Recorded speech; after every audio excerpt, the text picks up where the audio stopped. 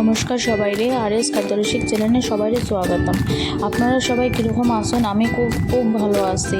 আজকে আমি একটা ইভিনিং স্ন্যাক্স রেসিপি নিয়ে আইছি, যেটা আমরা বাঙালির প্রিয়। জিরা ভাজাটা সবের ঘরেই সবে বানাইন, কিন্তু আমি আমার মতন বানাইছি, তো আমি আপনাদের সঙ্গে শেয়ার করলাম।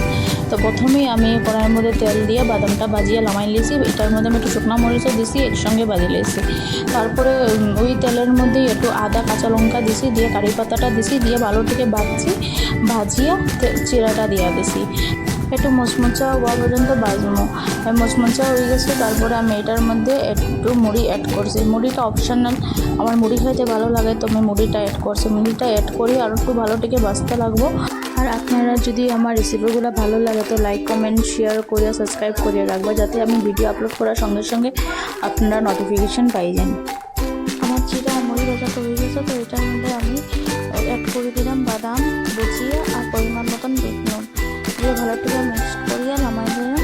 চার সঙ্গে গরম গরম চার সঙ্গে এটা খুবই টেস্টি লাগে, আপনারা খাইয়া দেখবা। আর নেক্সট একটা নতুন রেসিপির সঙ্গে